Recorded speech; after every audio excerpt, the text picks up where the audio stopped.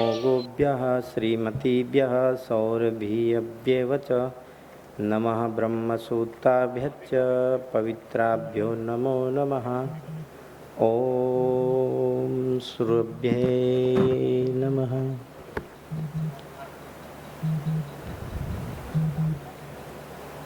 सबसे पहले मैं अभिनंदन करता हूँ मिश्रा जी का और उसकी पूरी टीम, वैशाली दीदी, आप किसान संघ के कार्यकर्ता, आप सचिन भाई, बहुत सारे देश भर के लोगों को ये लोग यहाँ शहरी जनों के सामने अलग अलग प्रकार का कौशल प्रकट करने का जो प्रयास कर रहे हैं वो हृदय से अभिनंदन के पात्र है। और हृदय से मैं उन लोगों का अभिनंदन भी करता हूँ, साधुवाद करता हूँ और आशीर्वाद भी पाता हूँ। बहुत सारे प्रोग्राम हम सुनते हैं, बहुत कथाएं सुनते हैं, बहुत इवेंट्स अटेंड करते हैं, बहुत मेले अटेंड करते हैं। मतलब दुनिया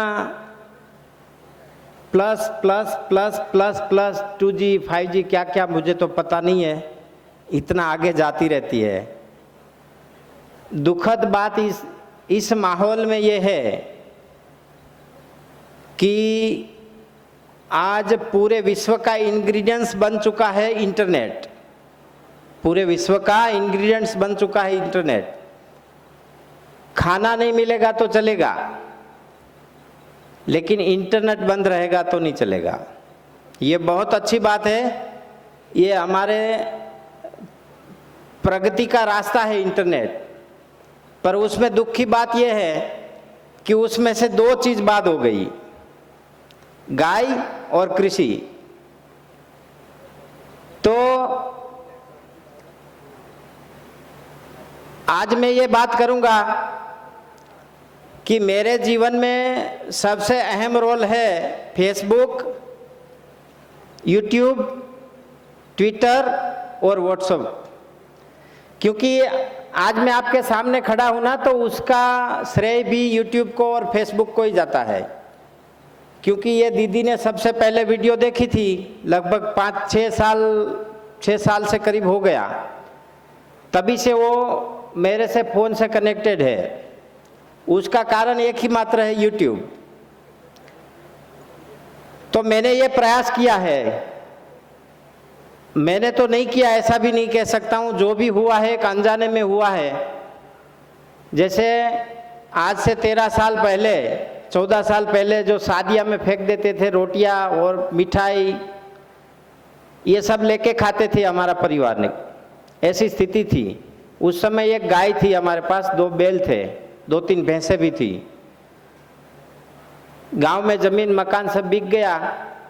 फिर हम लोग शहर में एक जैन समाज की ज़मीन रेंट पे रखी, पर पैसे नहीं थे, तो गोबर और गौमूत्र का उपयोग किया और खूब अच्छी फसल पाई। उसमें एक साल 35 लाख की प्याज हुई। तो उस प्याज से फिर से ये शहर से 4 किलोमीटर दूर ज़मीन खरीदी। और गाय से जब सफलता मिलने लगी तो जिसकी बंद थंथ वाली गाय है, किसी की बीमार गाय है, किसी की प्रेग्नेंट नहीं होती, ऐसी गाय ला करके उसको डेवलप किया। और उसमें से आप सबके आशीर्वाद से हमारे पास आज 150 के करीब गौ माताएँ हैं। और A1 क्लास ब्रीड है जो भारत की टॉप ब्रीड मानी जाती है, उसमें से एक सेंटर हमारा है। तो ये सब बात करना आपके सामने ज़रूरी इसीलिए था कि एक हृदय के भाव से कोई व्यक्ति खेत के अंदर, गौमाता के अंदर या अपने बिजनेस के अंदर हृदय से जब खड़ा रहता है तो ब्रह्मांड की सभी एनर्जी उसके आसपास में काम करने लगती है, एक्टिव हो जाती है। और उसमें भी अपना जो काम है वो तो गौ माता का काम है, मतलब गोपालन का। बहुत सारे लोग कहते हैं कि हम गौ सेवा करते हैं, यहाँ ये भी स्पष्टता हो जाती है कि गाय सेवा और पूजा का साधन नहीं है। गाय उपयोग की और आरोग्य की अनन्य सरिता है, वो हमारे जीवन में प्रमाणित हुआ है। उसके बाद हमारे परिवार में कोई पढ़ा लिखा नहीं है, लेकिन जो भी परिस्थितियां निर्माण होती गई वो एक के बाद एक, एक के बाद एक, एक के बाद एक। दीदी ने बताया आज 130 देश में हमारा प्रोडक्ट ऑफिशियली जाता है ऑन पेपर डॉक्यूमेंट के साथ। अमेरिका भी प्रमाणित करके दिया है। अमेरिका जैसे देश भी हमारे पार्सल को रोकते नहीं है, रोक नहीं सकते, क्योंकि उसके पीछे एक दिव्य शक्ति काम कर रही है जो गौ माता की है। उसके बाद लोगों की जिज्ञासा हुई, मीडिया वालों ने कवरेज दिया, प्रेस वालों ने दिया, तो एक योग बना, लोगों की इच्छा हुई कि आप हमें भी सिखाओ। आज तक लगभग 10-12 हज़ार इंजीनियरों को गोपालक बना चुके हैं ऑफिशियली ऑन पेपर डॉक्यूमेंट के साथ, और 26 देश के लोग हमारे यहाँ ट्रेनिंग ले गए हैं। हम हर महीने 4 दिन का ट्रेनिंग वर्क करते हैं कि गौ माता को हम लोग घरेलू प्रयोग से, घरेलू औषधियों से कैसे ट्रीटमेंट दे सकते हैं, और उसमें मुख्य रोल क्या क्या चीज़ का है। मैं डॉक्टर कोई है तो उसके खिलाफ नहीं बोल रहा हूँ, डॉक्टरों का भी हम सम्मान करते हैं और डॉक्टरों को भी साथ में लेके चलते हैं। जहाँ जहाँ ज़रूरत है वहाँ एलोपैथी, होम्योपैथी, आयुर्वेदिक किसी भी प्रकार का उपयोग कर सकते हैं। तो अभी की ज़रूरत क्या है? अभी समाज जिस दिशा में जा रहा है, देश का युवान, देश के किसान और हम आम लोग, जैसे हमारे घर में एक बच्चा पैदा होता है, बच्चा जन्म लेता है, उसको हम 3 साल से वो अंग्रेजी स्कूल में बैठा देते हैं। ऐसा मार मार के उसको 20 साल होते हुए पूरा अंग्रेजी बना देते हैं। फिर चिंता भी वही करते हैं। अब वो बच्चा अपनी घर की मिलकत से जो खेती बाड़ी से दूर हो जाता है, खेती बाड़ी से दूर हो जाता है, 20 साल तक बाहर ही पड़ता है, तो खेती बाड़ी की जो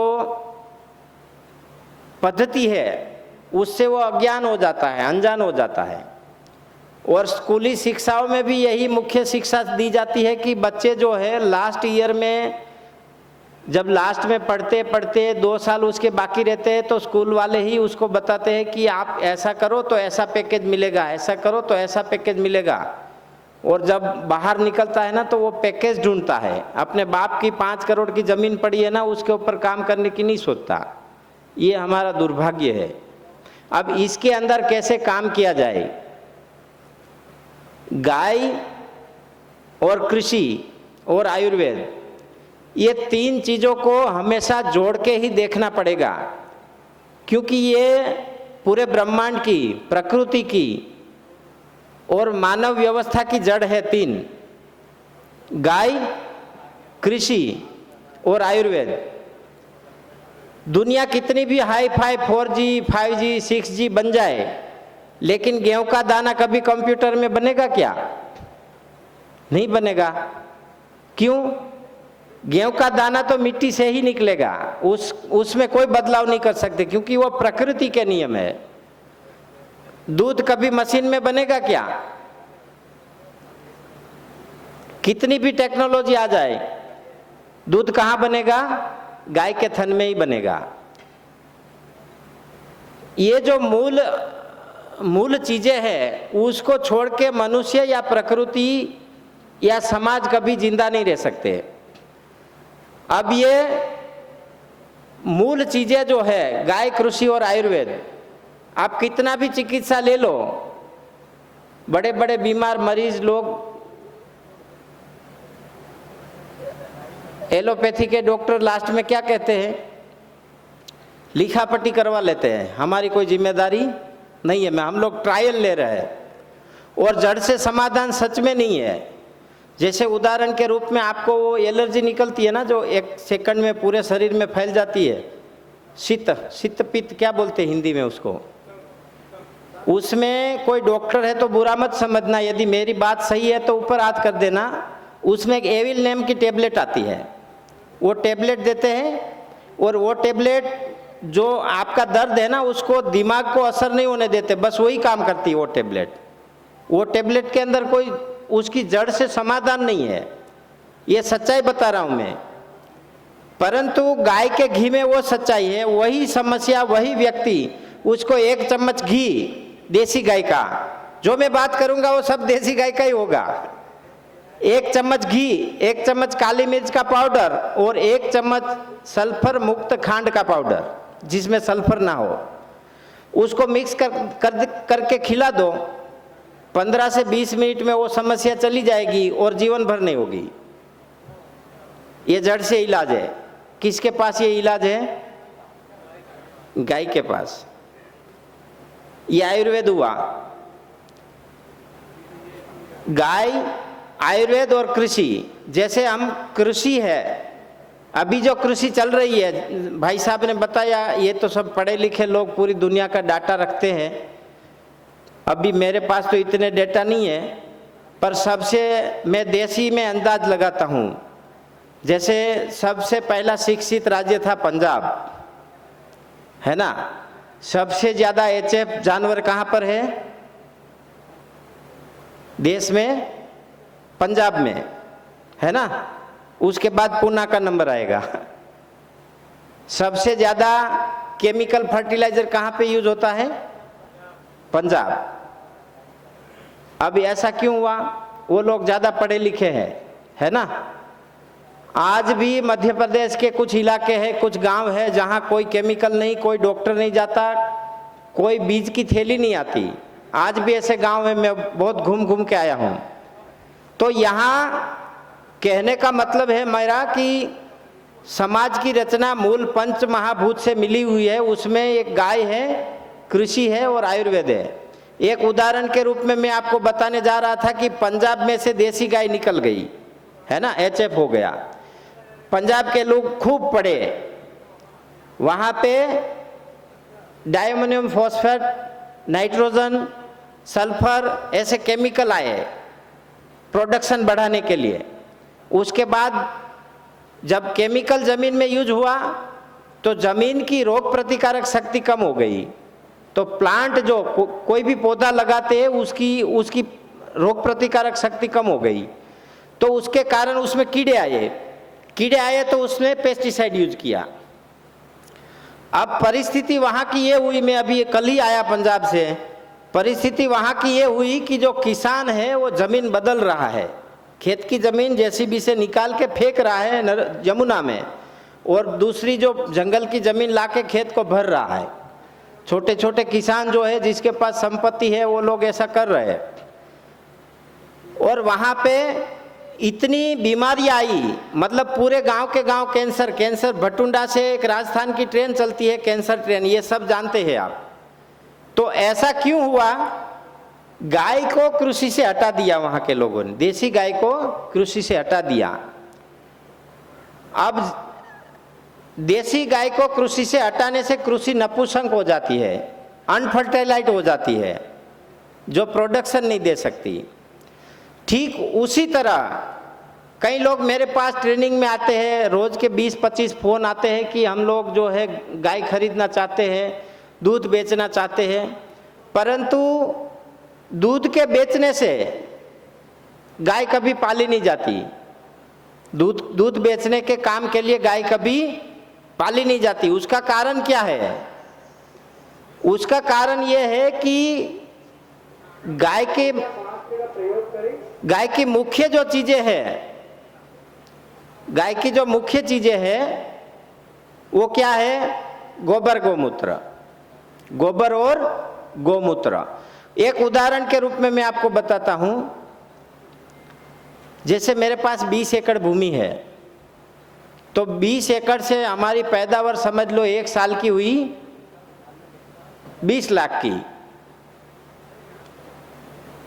और गाय का दूध हुआ 1 साल का 3000 लीटर। तो गांव में तो दूध 50 रुपये जाता है, तो 1.5 लाख का दूध हुआ। वो 1.5 लाख का दूध, और वो खेत में जो पैदावार हुआ है वो कितने का हुआ? 20 लाख का। तो ये दूध के सामने क्या है? दूध के सामने तो गोबर गौमूत्र कीमत बढ़ गई या दूध की बढ़ गई? तो गोबर गौमूत्र का तो ये तो एक ही उपयोग है, उसके बाद आयुर्वेद में भी बहुत सारे उपयोग है। यदि आप ऐसी अभी तो जैसे चलन चला है तो आप फिनाइल भी बना सकते हो, अर्क बना सकते हो, उसके अलग अलग जूस बना सकते हो, बहुत सारा बन सकता है उसके अंदर, और काफ़ी सारे लोग बना भी रहे हैं। तो गोबर और गौमूत्र का सही तरीके से उपयोग वो समाज के लिए खूब उपयोगी है। तो जो भी गौशाला चलाना चाहते हैं, गौशाला और गौपालन करना चाहते हैं, उन लोगों को ये मुख्य पॉइंट दिमाग में रहना चाहिए कि गाय का दूध बेच के गोपालन नहीं होता। सच में यदि गोपालन करना है तो गोपालन के मुख्य बिंदु क्या है? जैसे गोपालन करना है तो उसका मुख्य बिंदु है सफल गोपालन के एक तो नस्ल की पहचान, नस्ल की पसंदगी। जो नस्ल है, जैसे आपकी मालवी है, निमाड़ी है, यहाँ की 2-3 नस्लें जो मैं जानता हूँ, उसमें भी शुद्ध नस्ल की पहचान, उसको पौष्टिक आहार, उसका पौष्टिक आहार और उसका संवर्धन और उसका मूल्यवर्धन,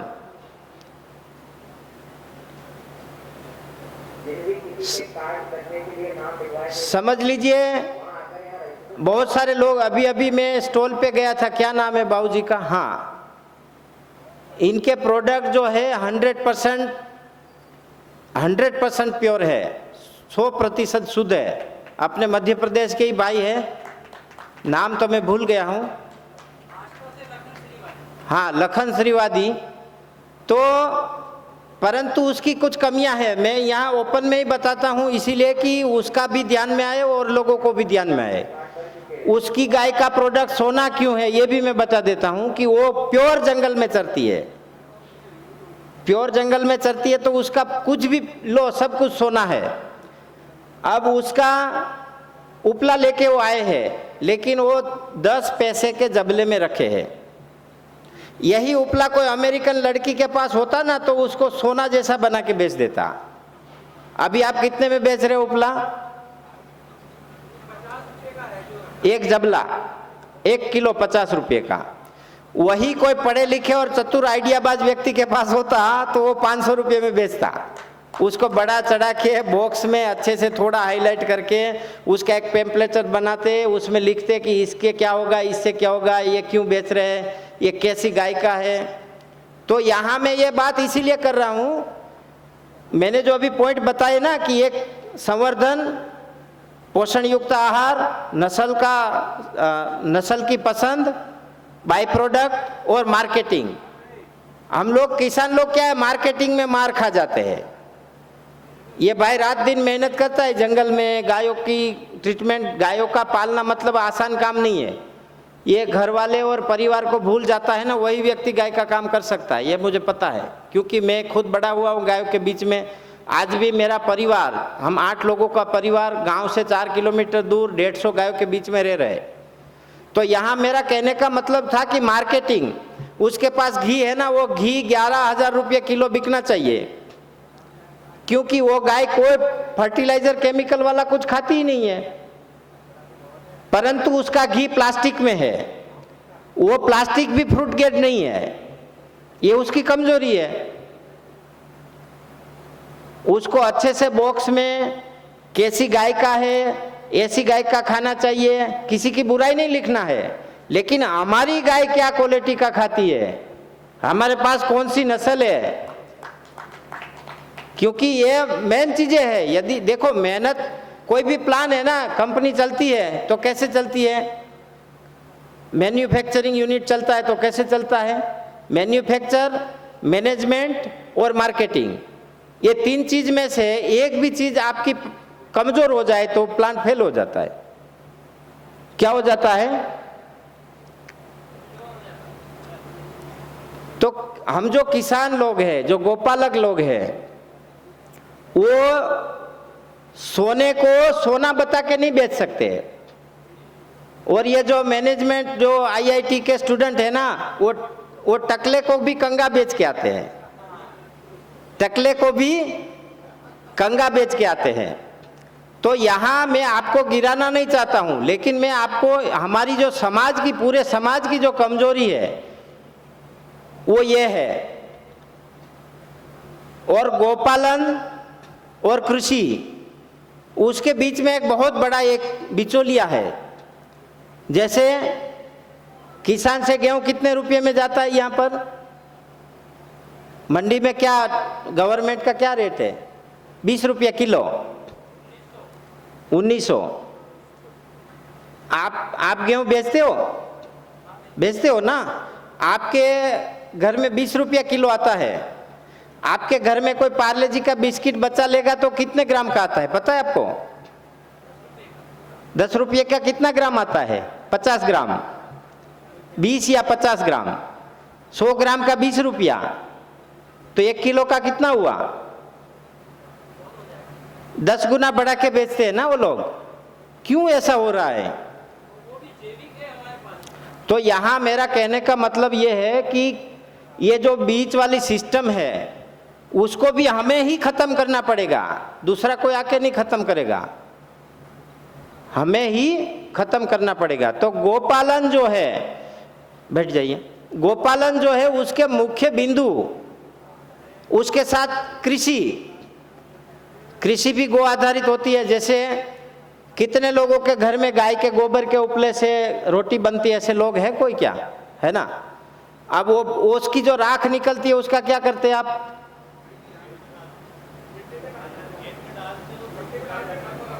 बढ़िया, हाँ, बहुत बढ़िया। तो इस प्रकार से कीट नियंत्रण, मैं आपको राख का एक प्रयोग बता देता हूं। देसी गाय के गोबर की राख जो है, वो अपना स्प्रे पंप है ना जो 15 लीटर वाला, उसमें 100 ग्राम डालना है और 1 लीटर गोमूत्र। 100 ग्राम देसी गाय के गोबर की भस्म और 1 लीटर गोमूत्र। कैसी भी फंगस है आपके क्रॉप में, जमीन में चलने वाली फंगस या बाहर की प्लांट की फंगस, उसके ऊपर 12-15 दिन एक ही स्प्रे करना है। मेरा अनुभव रहा है कि एक ही स्प्रे में फंगस रुक जाएगी। सबसे ज़्यादा फंगस आती है जीरा में, धनिया में, इन चीज़ों में ज़्यादा, आलू में, हल्दी में।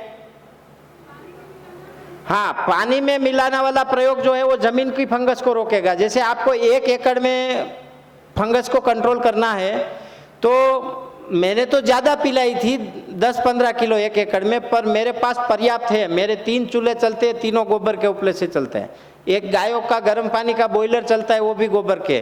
तो रोज की लगभग 2 से 3 किलो भस्म निकलती है। पर आपके पास कम है तो 5 किलो से नीचे नहीं चलेगी। 5 किलो भस्म और 20-25 लीटर गोमूत्र 1 एकड़ में पिला दो, पहले ही साल में फंगस आपको दिखेगी ही नहीं। जिसकी मूंगफली सूख जाती है ना, इसमें 100% प्रयोग करना, और आपको सफल हो जाए तो उसकी शूटिंग करके और 100 किसानों को बताना। इससे बड़ी सेवा कुछ नहीं है, इससे बड़ी गौ सेवा कुछ नहीं है। 25 लीटर गोमूत्र, आप गोमूत्र बढ़ा चढ़ा के भी डाल सकते हैं, 500 लीटर तक डाल सकते हैं 1 एकड़ में। गोमूत्र भी खुद अपने आप के अंदर एक ये है फंगिसाइड, क्योंकि उसके अंदर सबसे ज़्यादा सल्फर है। कितने किसान हैं जो खेत में सल्फर दुकान से लाते पिलाते हैं? जो सल्फर की बोतल आती है ना, 80 रुपये की आती, और 5-6 साल पहले 80 रुपये की आती थी 1 लीटर की। अभी तो 300 रुपये के आसपास होगा उसका दाम। उससे 10 गुना ज़्यादा सल्फर अपने गोमूत्र में है। तो इस प्रकार से मूल्यवर्धन पे भी जाना पड़ेगा। मूल्यवर्धन में भी जैसे आप बायो फर्टिलाइजर बनाते हो तो लमसम बना के, जैसे आपने स्टिकर चिपकाई थी बोतल पे, ऐसे मत चिपकाओ, पूरा सर्टिफाइड करो। जैसे आपकी बायो फर्टिलाइजर प्रोडक्ट है तो गवर्नमेंट के रूल्स के हिसाब से जहाँ सर्टिफाइड होता है वहाँ पे सर्टिफाइड करो, उसके जो भी नंबर आते हैं वो सारे नंबर लगा के पूरा A to Z क्लियर करो। और एक वेबसाइट भी होनी चाहिए अपनी। हम लोग आखिर में 10 साल से कोई APMC में माल बेचने नहीं गए हैं। हमारी एक खुद की वेबसाइट है girkawcare.org, और उन्हीं के माध्यम से जितने भी प्रोडक्ट बन रहे हैं वो सारे प्रोडक्ट उसी के माध्यम से बिक जाते हैं। अभी हमने उसमें भी थोड़ा इम्प्रूवमेंट कर दिया है कि जो कंट्रीज में हमारी वेबसाइट खुलेगी वहाँ के ही रेट दिखेंगे। भारत के बाहर जो हम घी बेचते हैं वो 10,500 रुपये लीटर बेचते हैं, और उसमें भी वेटिंग है, उसमें भी वेटिंग है। सिर्फ 3 महीना में रोज का $400 से $600 का व्यापार हुआ है। और हमारा कॉरपोरेट कंपनी टाइप की टीम है पूरी, 92 लोग हैं, उसमें 40 लोग IT के हैं। 4,000 से लेके 74,000 तक का सैलरी है एक व्यक्ति का। हमने शोषण मुक्त गोपालन बिजनेस एक ऐसा सूत्र धारण किया है। अभी हमारा टारगेट है आने वाले 1 साल में पर डे का $5,000 का काम होना चाहिए। किसान व्यापारी नहीं बन सकता क्या? ये कोई गलत है क्या? तो आज तक जो किसान है, जो किसान भाई सुन रहे हैं, उसको मेरी 2 हाथ जोड़ के विनती है कि कृषि और गाय को हल्के से मत लो। जैसे आप एक कंपनी चलाते हो ना, ये ऑर्गेनिक सर्टिफिकेशन की, आप कितने बजे उठते हो? 5 बजे। रात को कितने बजे तक काम करते हो? रात में भी फोन अटेंड करते हो ना 11 बजे तक। तो क्या टाइम हुआ? सुबह 6 से रात के 11 बजे तक, दिन का कितना घंटा हुआ? इतनी मेहनत व्यक्ति फैक्ट्री करके भी करता है। मतलब जो हमें दिखता है कि ये गाड़ियां लेके घूम रहा है, ये बड़ा बिजनेस करके चल रहा है, ये चल रहा है, वो चल रहा है, लेकिन वो बाहर से दिखने में ही अच्छा लगता है। मैं अभी विवेक बिंद्रा के पास 2 दिन रह के आया, कल परसों में उधर उसके फार्म हाउस में था। वो बंदा इतना बड़ा नाम है, आप में से शायद कोई जानते होगे विवेक बिंद्रा को। कितने लोग जानते हैं? सभी जानते हैं ना। वो व्यक्ति 18 घंटा काम करता है। वो जितनी मेहनत वहाँ करता है उतनी मेहनत यदि हम हमारी खेत और गौशाला में कर दे तो दुनिया का एक भी देश ऐसा ना रहे कि हमारी प्रोडक्ट को ना खरीदे। तो हम लोग उसी प्रकार से, मतलब एक प्लानिंग के तहत उसमें काम करेंगे तो ही काम होगा। गोपालन मतलब सिर्फ भाव और श्रद्धा से देखने की बात नहीं है। मैं यहाँ बिजनेस की बात कर रहा हूँ, परंतु मैं ये भी बता रहा हूँ कि शोषण मुक्त बिजनेस। अब गायों को सीजन के अनुरूप, अभी जैसे गर्मी चल रही है तो उसके 2-3 पॉइंट उसके भी बता देता हूँ कि अभी जैसे मैंने 2-4 दिन एक वीडियो डाली है यूट्यूब में, सुगंधीवाड़ा। कितने लोग जानते हैं यहाँ सुगंधीवाड़ा को? देखो, ये स्कूली शिक्षाओं का कमाल है। सुगंधीवाड़ा एक ऐसी औषधि है कि 24 घंटा वायुमंडल से ऑक्सीजन लेके वो जमीन पे देती है। दूसरी, उसको कभी आप आग में जलाओगे तो वायुमंडल का शुद्धिकरण करेगी। सिर्फ 2-4 जड़ें उसकी यहाँ लेके कोई आप यज्ञ या उसके ऊपर डाल दोगे तो ये पूरा जितना कैंपस है ना, ये पूरे कैंपस में ऐसी खुशबू आएगी कि आपको यहाँ से जाने का मन ही नहीं करेगा। ये उसका सुगंध का काम है। अब उसका काम पानी के ऊपर क्या है? हमारे दादा परदादा, शायद आप में से किसी को पता हो, तो एक पोटली डालते थे पानी के मटके में। वो पोटली में थोड़ा घास रहता था, वो घास था सुगंधीवाड़ा की जड़। सुगंधीवाड़े की जड़ आप यूट्यूब गूगल में सर्च करेंगे तो मिल जाएगा। तो ये सुगंधीवाड़ा जो है वो पानी में, आप गाय के पीने की टंकी है उसमें डाल दो, इतना, सिर्फ इतना सा ही। बहुत सस्ती चीज़ है, बहुत आसान चीज़ है। उसके बाद आप खुद वो पानी पी के ट्राई कर लो। वो पानी इतना शीतल हो जाता है, खुशबूदार हो जाता है कि वो गर्मियों की विकृतियाँ जितनी है किसी भी शरीर में, मनुष्य की, गाय की, बैल की, नंदी की, पशु पक्षी की, वो जो गर्मी की विकृतियाँ है वो सारी शांत करता है सुगंधीवाड़ा। एक ये हो गया। यदि किसी इंसान को या गाय को, जैसे अभी किसी को गर्मी लग गई है धूप में चल के, तो देसी गाय का दूध 200 ग्राम और 200 ग्राम सोडा, ड्रिंकिंग सोडा, जो ये पीने वाली सोडा है ना, प्लेन सोडा, कलर वाली नहीं, ध्यान से सुन लेना, ड्रिंकिंग सोडा, वो तुरंत मिला के पी लो। 20 मिनट में पेशाब की जलन, ये अपने पैर के तलों की जलन, ये 20 से 25 मिनट में शांत हो जाएगी। कभी एसिडिटी बढ़ गई है, तेल मसाला वाला खा लिया है, डकार आती है बार बार, ये सोडा पीने के बाद, दूध और सोडा पीने के बाद गारंटी से एक भी डकार नहीं आएगी। ये अपने घरेलू प्रयोग है, ये आप गाय में भी कर सकते हैं। समझ लो आपकी गाय को गर्मी लगी हुई है, तो ये सुगंधी वाड़ा का प्रयोग है, उसके ऊपर हाँ खसखस ही है, उसकी जड़ होती है ना लंबी लंबी पतली पतली, खसखस, उसको हिंदी में खसखस बोलते हैं। चलो नाम मिल गया, बढ़िया हुआ। तो उसके बाद यदि गर्मी लग गई है मनुष्य को, तो 1 कटोरी दही में 1 ही चमची इसबगुल तो जानते हैं ना आप, ये पहला प्रयोग है। आंतों की बीमारी, आंतों की मूवमेंट कम हो गई है, ऐसे में घरेलू सचोट इलाज है ये, आप करके देख लेना। यदि आपको कोई बीमारी नहीं है ना, तो भी पीना चाहिए सप्ताह में 1 बार, गर्मियों में 1 चम्मच इसबगुल और 1 कटोरी दही। इससे आंत की मूवमेंट मजबूत रहती है, आंतों की मूवमेंट मजबूत रहती है। उसके बाद दूसरा प्रयोग, कई बार लू लग जाती है हम लोगों को, बाहर धूप में घूम लेते हैं, तो 1 प्याज का रस 1 कटोरी दही में डाल के पी लो, उसी मिनट समाप्त हो जाएगी, उसी सेकंड में समाप्त हो जाएगी।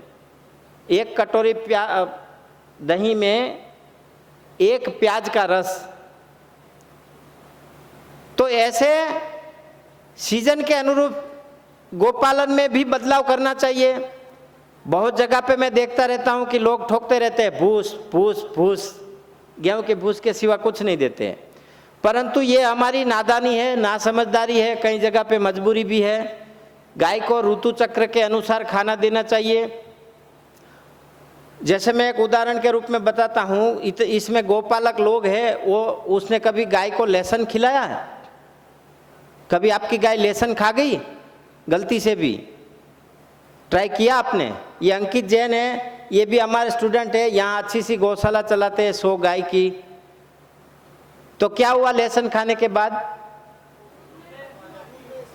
लहसुन की गंध आती है ना, लहसुन की गंध इसीलिए आती है, वो लवणीय है, गंधवर्धक है। लहसुन जो है गंधवर्धक है, इसीलिए उसकी गंध आती है दूध में, गोबर में, गौमूत्र में। पर वो गाय ने खाया इसीलिए आया ना। तो आप जो चीज गाय को खिलाओगे वो 72 घंटे में गाय आपको देगी।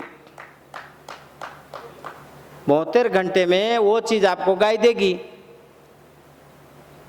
अब आप भूस दे रहे हो, भूस का एनालिसिस डेटा क्या है? किसी के पास है क्या? गेहूं के भूस के अंदर क्या चीज है? 2 कंटेंट है उसके अंदर, पोटेशियम और फाइबर। ये ऑफिशियली है, आप यूनिवर्सिटी से डेटा निकलवा के देख लेना। किसी भी प्राणी को शरीर चलाने के लिए 18 से 21 एलिमेंट चाहिए, 18 से 21। किसी को 16, 17, 18, 20, 21 अलग अलग एलिमेंट चाहिए। तो गाय ये इसमें आती है इस व्याख्या में कि नहीं आती? तो गाय को हमेशा हम गुड़ का पानी वाली करके भूस खिलाते हैं ना, वो उसका खुराक नहीं है। मजबूरी में आप कभी खिला दो, कोई समय व्यतीत करना है 5-15 दिन का, वो बात अलग है। लेकिन रेगुलर एक ही चीज देने से गाय नहीं रहती। क्योंकि गो शब्द है ना, वो एक बहुत बड़ी टेक्नोलॉजी है। अथर्ववेद का अभ्यास करेंगे तो आपको समझ में आएगा कि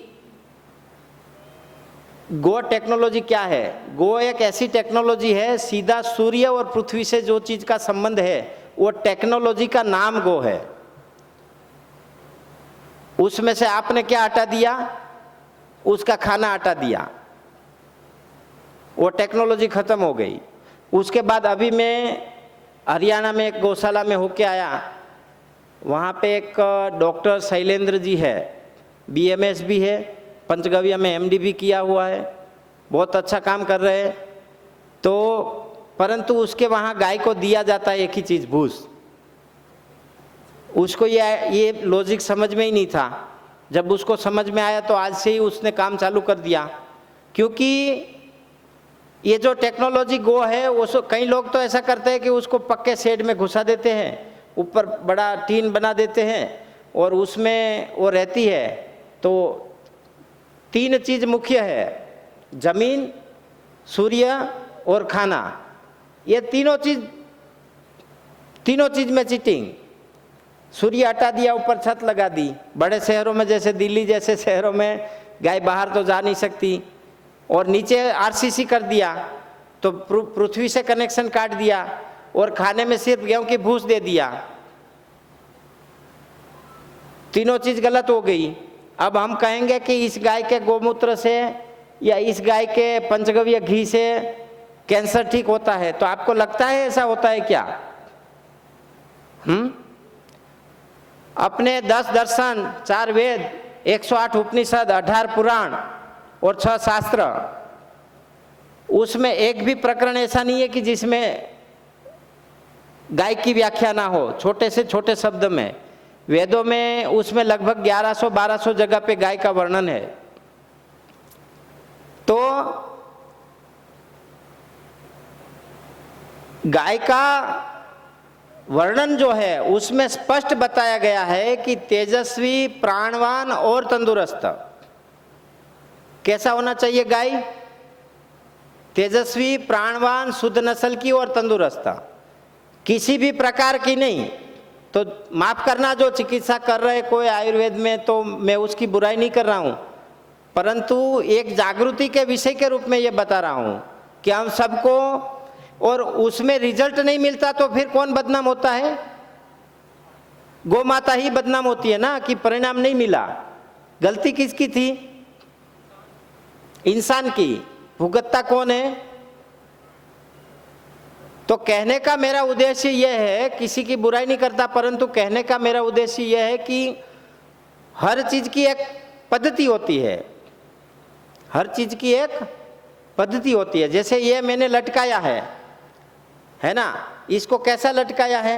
आप पढ़ रहे हैं ना। अब इसको ऐसा लटका दे तो क्या होगा? अब ऐसा क्यों नहीं लटकाया? उसकी पद्धति यह है, ऐसा लटकाने की पद्धति है ये। तो हर एक काम, प्रत्येक काम उसकी पद्धति से होगा। जैसे गोपालन है, उसकी मूल परंपरागत पद्धति है। आपने आगे के जो पुरखों के समय में तो गाय को कोई बांधता ही नहीं था। गाय को कोई बांधता ही नहीं था। जंगल में रोज सुबह घर से जाती थी, सबके अपने अपने घर से गाय निकलती थी। एक आध लड़का गांव का जो था वो पीछे चला जाता था और पूरे गांव की गाय एक साथ जाती थी। उसमें अच्छे अच्छे नंदी भी रहते थे और पूरे गांव की गाय एक साथ आ जाती थी।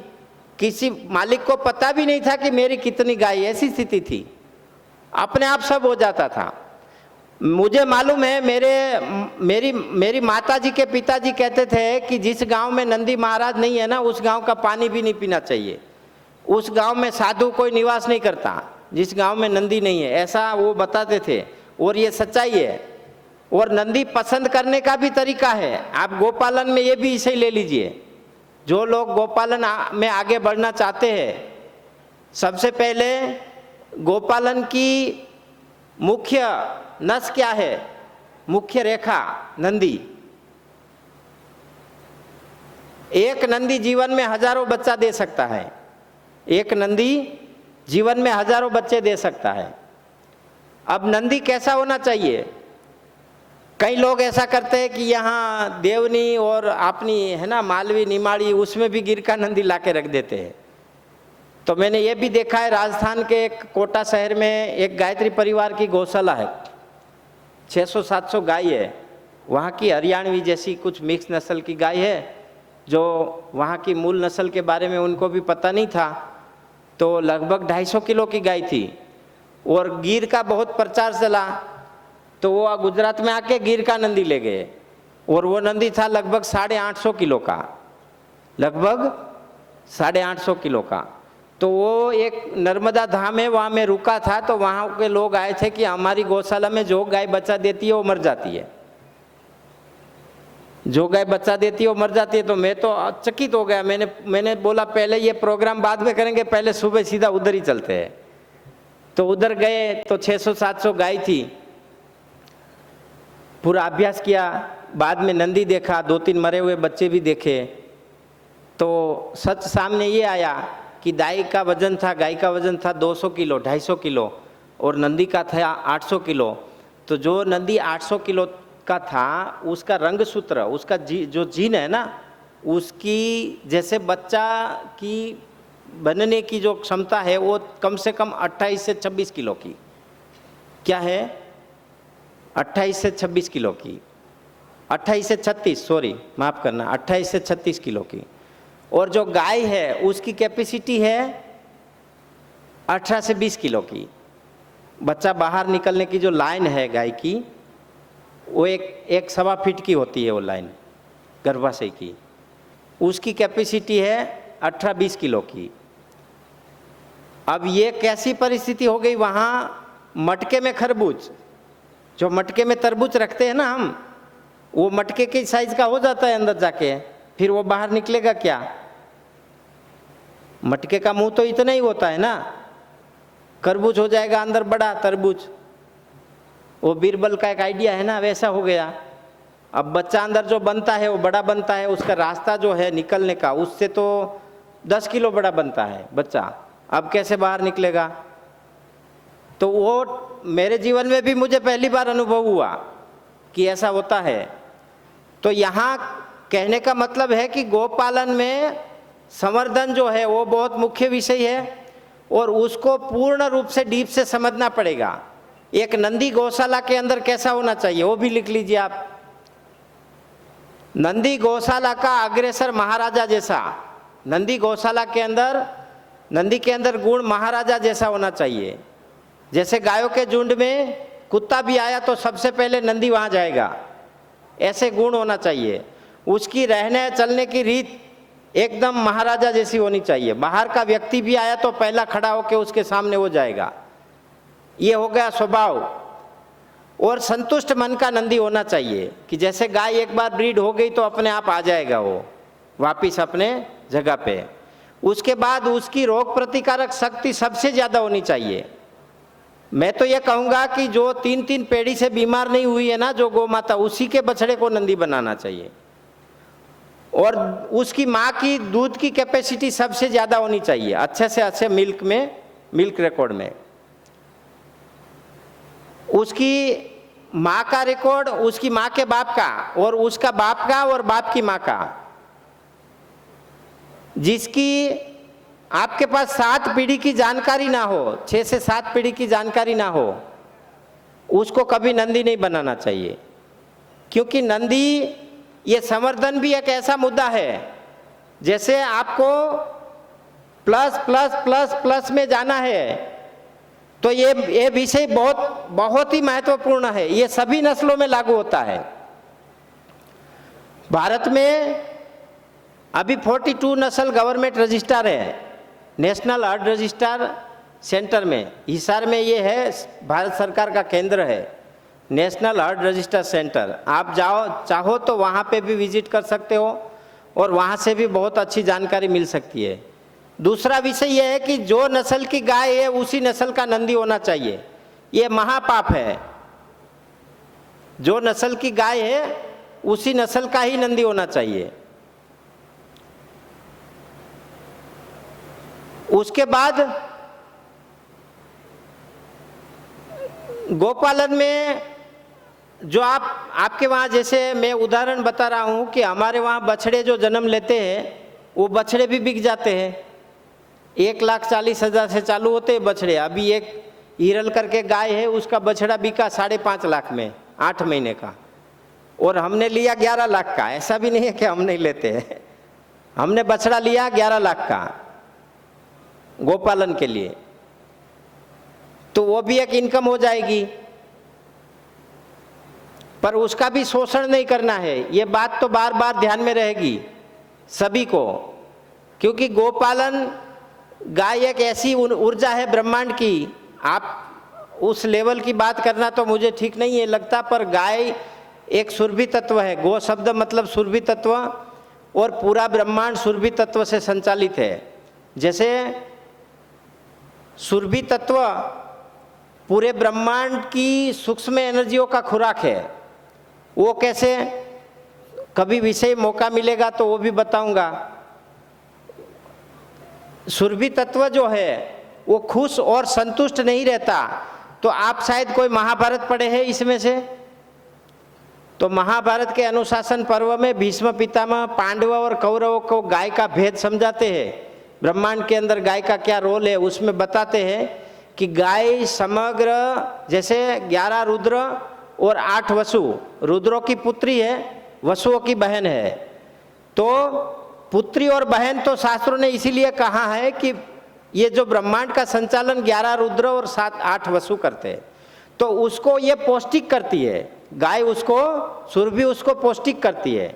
तो इसी कारण उसको माँ और बहन का दर्जा दिया है। तो कहने का मतलब है कि भीष्म पितामह ने अनुशासन पर्व में पांडवों और कौरवों को समझाया था कि जिस आंगन में, जिस धरा पर गाय खुश नहीं रह सकती, वहाँ उसका परिवार, उसका मालिक, उसका समाज कभी खुश नहीं रह सकता। तो गोपालन जो करना है, या तो नहीं करना है, या तो करना है तो संपूर्ण युद्ध की तैयारी से, संपूर्ण झोंक देना है, संपूर्ण ताकत से, संपूर्ण समझदारी से, संपूर्ण रूप से, कभी कोई सस्ता नहीं देना है। आज से कहते हैं लोग दूध नहीं बेचना चाहिए, घी नहीं बेचना चाहिए, वो सब वैदिक जमाने में था। उस समय में भी आदान प्रदान होता था। जैसे किसी के पास 4000 एकड़ गोचर है और किसी के पास 5000 गाय है, तो वो आधी गाय देता था, ये आधा गोचर देते थे, वो आदान प्रदान ही हुआ। उस समय उस परंपरागत से समाज चलता था। समाज की रीतें युगे युगे बदलती रहती है, आज पैसों से चलता है। तो इस प्रकार से गोपालन के साथ बहुत सारे आयाम जुड़ सकते हैं। गोपालन से जो, जैसे अभी हम बनाते हैं, गोपालन से खेती करते हैं, उस खेती में जैसे चुकंदर का पाउडर बना के बेचते हैं 3000 रुपया किलो।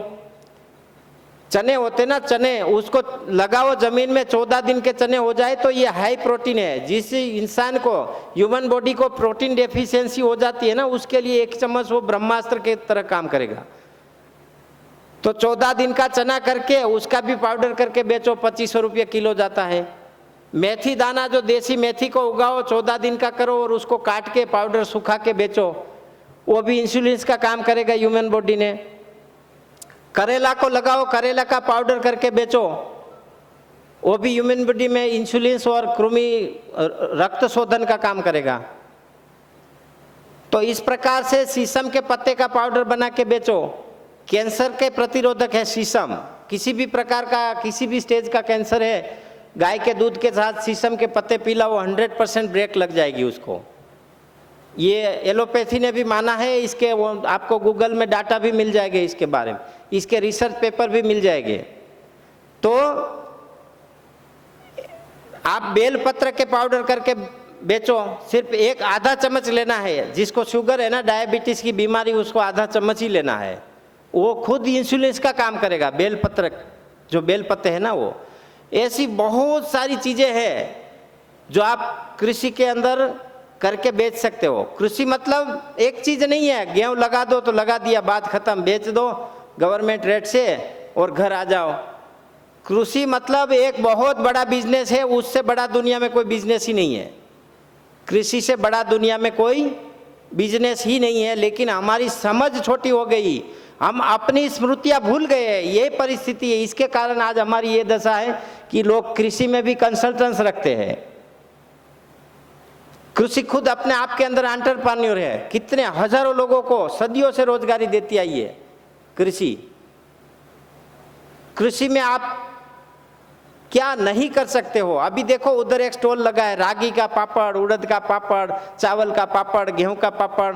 गो आधारित कृषि से पैदा करो ये सब चीज, उसका ऐसी बाई प्रोडक्ट बना के। अभी उनको भी मैं बोल के आया कि आप उसको अमेरिका भेजो, अच्छे से अच्छे दाम से बेचो। जितना गोपालक के पास सात्विक और शोषण मुक्त पैसा आएगा, उतना गोपालक और किसान मजबूत बनेगा। उसके साथ अभी हमने एक काव एंड एग्रो टूरिज्म भी जोड़ा है। अभी गाय के गोबर, 9 प्रकार की मिट्टी, 7 नदियों के जल, गोमूत्र, और उसमें अभी ये जो मैं सुगंधी वाड़ा बोल रहा हूँ ना, ऐसी 108 प्रकार की औषधि का लिपन होगा अंदर। मैदा लकड़ी, गोबर, अश्वगंधा, ये सुगंधी वाड़ा, लेमन ग्रास, विक्स तुलसी, मेंथोल, देसी तुलसी, काली तुलसी, ऐसी 108 औषधियों का लेपन होगा। कपूर, गूगल, लोबान, इसके अंदर ऐसा माहौल तैयार किया जाएगा जिस प्रकार से ऋग्वेद में वर्णन है कि व्यक्ति उस कुटीर के अंदर जाएगा तो बाहर की दुनिया ही भूल जाएगा। उसके हम पैसा लेंगे डॉलरों में। आज से अमेरिका से बुकिंग है, रेडी है। ऐसा गर्भ संस्कार केंद्र बनाओ। हम लोग जो है ना अपनी ताकत को भूल के, ये जो लोग दिखावे की ताकत है ना उसी पे ही आ गए। आपको व्हाट्सएप में मिलेगा कोई कागज तो उसको आप मानोगे। अरे अपनी रामायण खोल के देखो, अपनी गीता खोल के देखो। दुनिया ने माना है कि गीता से बड़ा मोटिवेशनल ग्रंथ कोई नहीं है। भागवत गीता से बड़ा दुनिया में मोटिवेशनल शास्त्र कोई नहीं है। तो उसको तो हम अपनी जो चीजें हैं उसको विस्मृति में ही चले जाते हैं। जैसे मैं आपको एक उदाहरण और बता देता हूं। आज से 1200 साल पहले बंदूक थी और मैंने देखी है, आज भी पड़ी है। आज से 1200 साल पहले बैलगाड़ी थी। आज से 1200 साल पहले लोहे की तोप थी, अपने जूनागढ़ में है, आओ दिखाऊं। 500 किलो की थी। 500 किलो की तोप कैसे बनी होगी लोहे की उस समय? अपने मीनाक्षी मंदिर है साउथ में, देहरादून में, मदुराई में, 4400 साल पुराना। उसकी डिजाइन देखो। आज का सीएनसी मशीन भी नहीं बना सकता, वीएमसी और सीएनसी में भी नहीं बन सकती। तो कहने का यहाँ मतलब मेरा यह है कि हमारा जो कृषि और गोपालन, उससे बड़ा जगत में कोई बिजनेस नहीं है। और इतना सात्विक और परम पवित्र बिजनेस है कि उसका उदाहरण आप देख सकते हैं। मैं आपके सामने खड़ा हूँ। मेरे परिवार में कोई पढ़ा लिखा नहीं है। सब लोग, मैंने थोड़ा सिग्नेचर वगैरह सीख लिया, बाकी सब लोग अंगूठा ही लगाते हैं। 9 लोग हैं, 9 के 9। फिर भी मैं आपके सामने खड़ा हूँ। 13 देश के मुझे इनविटेशन है। अमेरिका में जो चालो गुजरात इवेंट होता है ना, जिसमें नरेंद्र मोदी जी को आमंत्रण मिला था और अमेरिका ने वीज़ा नहीं दिया था, उसमें मुझे आमंत्रण मिला है। ऐसा 13 देश के आमंत्रण मेरे पास रेडी पड़े।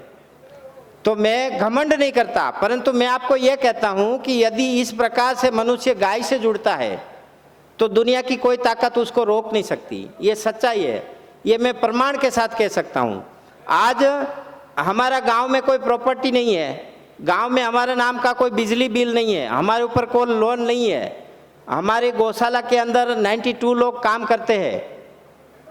मैंने बताया ना, 4000 से लेके 74,000 तक के सैलरी एक की अलग अलग, और महीने का 30 लाख का टर्नओवर है।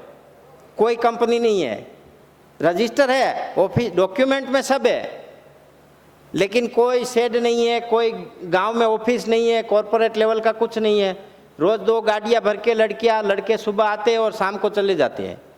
तो किसान और गाय ये हमेशा देने वाले रहे हैं, और देने के नज़र से ही देखना पड़ेगा। हम लोग अपनी ही शक्ति को भूल के इस प्रकार दोगले बन के चलेंगे ना तो दुनिया हम पे हंसेगी, और मरने वाले राम और कृष्ण को अफसोस होगा कि ये मेरी धरती के लोग ऐसे हो गए। अब उनको भी मन को शांति नहीं होगी, क्योंकि हम विस्मृति में आते रहते हैं, continue down down down down ही जाते रहते हैं। ये बहुत गलत चीज़ है। और हम लोगों ने एक एप्लीकेशन भी बनाया है, वैदिक गोपालन विद्या। वो देश की 12 भाषा में है। वैदिक गोपालन विद्या, आपको कोई छोटी मोटी समस्या है तो उसमें बहुत सारी चीज़ें डिटेल में है, क्योंकि इतने कम समय में बहुत चीज़ें बताना संभव नहीं है, पर मैंने प्रयास किया मेरे से जितना हो सकता था। उसके बाद हम लोग वहाँ ट्रेनिंग भी देते हैं। आज तक हम सिर्फ गोपालन की ट्रेनिंग देते थे, लेकिन अब एंटरप्रेन्योर की वो ट्रेनिंग भी चालू कर दी है कि एक किसान डायरेक्ट एक्सपोर्ट कैसे कर सकता है। उसमें हमारे जीवन में जो जो दुविधाएं आई थी, वो किसान को आने वाले समय में वो दुविधाएं न आए, उसके लिए हम वो भी सिखाते हैं। और 10-12 हज़ार से ज़्यादा इंजीनियर ऑफिशियली हमारे पास ट्रेनिंग लेके गोपालक बने हुए हैं। एक तो आपके सामने ही खड़े हो जाओ, ये अंकित जैन, ये हमारे स्टूडेंट हैं। और कितने साल से यहाँ गौशाला चला रहे हो? 4 साल से बहुत सक्सेसफुली और बहुत अच्छे से गोपालन कर रहे हैं। तो ऐसे ये कोई बेकार व्यक्ति नहीं था, उनका भी एक्सपोर्ट का बिजनेस है, बहुत अच्छा चलता है। हल्दी, धनिया, जीरा ये सब एक्सपोर्ट करते हैं यहाँ से। परंतु अपनी संस्कृति और अपने जीवन का आधार जो है गाय और कृषि, उसको यदि हम भूल के चलेंगे तो दुनिया में हमारा अस्तित्व ही नहीं रहेगा। तो बस ज़्यादा तो मैं नहीं, वो मनोज मिश्रा जी को मुझे कुछ गिफ्ट देना है, बुलाइए उसको। तो ज़्यादा मैं नहीं कहूँगा, लेकिन किसी को कुछ पूछना है तो 2-4 मिनट में फटाफट पूछ लीजिए। फिर मैं, समय हो गया शायद, मेरा वक्तव्य अभी समाप्त करता हूँ। नंबर वो दीदी बाद में दे देंगी। अभी आने वाली 3 अप्रैल से 6 अप्रैल गोपालन और 6 से 8 एंटरप्रेन्योर ट्रेनिंग है। चलिए, बहुत बहुत धन्यवाद। मनोज मिश्रा जी को मैं मेरी ओर से एक अपनी कंपनी का च्यवनप्राश गिफ्ट करना चाहता हूं, और एक वैशाली दीदी को भी एक लेते हैं हो। और आप खूब ऐसे इवेंट करते रहे और देश भर में करिए। मैं तो कहता हूं आप राजकोट में भी आइए, अहमदाबाद में भी आइए, भोपाल में भी जाइए। ये भी एक गोपालन का और संस्कृति बचाने का अविभाज्य अंग है, क्योंकि जुड़ के काम होता है। अब इन्होंने ऐसा प्रयास किया तो हम सब लोग एक जगह पे मिले और 10, 15, 20 हज़ार लोगों ने इस चीज़ को देखा। तो मैं इनको भी आदर और सम्मान से देखता हूँ। और यहाँ से यदि कोई ऐसा इवेंट करने की प्रेरणा लेके जाते हैं तो वो भी हमारे लिए सम्माननीय और आदरणीय है। उसमें मनोज जी का, वैशाली दीदी का और हमारा यदि कोई सहयोग की ज़रूरत रहे तो उसमें भी हम सहयोग करेंगे, पर पैसा सा सहयोग नहीं करेंगे। हम मार्गदर्शन जरूर करेंगे, क्योंकि हम पैसे वाली बात को नहीं मानते। जैसे गाय को दान चंदा देते हैं लोग, तो गाय कभी दान चंदे का साधन नहीं है। गाय और किसानों को और समाज को पालती है। गाय के नाम पे दान चंदे वाला जो सिस्टम है वो बिल्कुल बंद होना चाहिए और गाय अपने दम पे खड़ी होनी चाहिए। ये हमारा मिशन है, शोषण मुक्त गोपालन बिजनेस। यही सूत्र को लेके हम आगे बढ़ेंगे। और देश के सेवा में जो 12 भाषा में एप्लीकेशन है, ज़्यादा से ज़्यादा आप टेक्नोलॉजी का उपयोग करिए। फ़ोन करने का आग्रह बहुत कम करिए, क्योंकि मैं कभी कभी 6-7 दिन घर नहीं पहुंचता हूं तो फ़ोन बहुत कम उठाता हूं और बहुत कम रहता है फ़ोन मेरे पास। बस आप सब सहयोग करते रहिए, और यदि इस बात अच्छी लगी है तो और देश के कोने कोने तक पहुंचाइए और एक इसको जन आंदोलन बनाइए। और आप खुद भी एक एंटरप्रेन्योर बन जाइए, लेक्चर देना चालू करिए। और लोगों के, भगवान ने सबको एक एक खूबी दी है, एक एक हुनर दिया है। उस हुनर को समाज के सामने रखिए। और जब तक आप भारतवासी नहीं कहलाओगे, जब तक आपके पास जो मिला ज्ञान है वो दूसरे भारतवासी तक नहीं पहुंचाओगे, तब तक आप सच्चे भारतवासी और हिंदुस्तानी नहीं है। ये मैं दावे से कहता हूँ, आत्मविश्वास से कहता हूँ, क्योंकि यदि ईश्वर ने हमें कुछ दिया है तो हमें और लोगों को देना चाहिए। और देने से ये बढ़ता है, कम नहीं होता, उसका भी मुझे अनुभव है। और जो किसान खेत में खेती करते हैं वो सिर्फ खेत में अग्निहोत्र यज्ञ करेंगे तो भी खूब लाभ होगा। सिर्फ शंखनाद से भी खेती हो सकती है, वो भी मैंने किया है। सिर्फ शंख बजाना सुबह शाम, बस सुबह और शाम 2 टाइम आप अच्छे से शंख बजा दो, उससे भी गोपालन, उससे भी कृषि हो जाएगी। वाह, ले वो बीजू। थैंक यू भाई जी। बहुत बहुत धन्यवाद मनोज जी का, दीदी का, आप सबका। आप सबने इतना प्यार दिया, मध्य प्रदेश के अंदर स्नेह दिया और मुझे हृदय से सुना, उसके लिए मैं जीवन भर आप सबका आभारी हूँ। और ऐसे कार्य को आगे बढ़ाने के लिए आप मनोज भाई का, वैशाली दीदी का और उसकी पूरी टीम का मनोबल खूब बढ़ाइए और उसके सहयोग में खड़े रह जाइए। यही अपने असली भारतीयता, अपनी संस्कृति का पहचान है। भारत माता की जय, वंदे गो मातरम।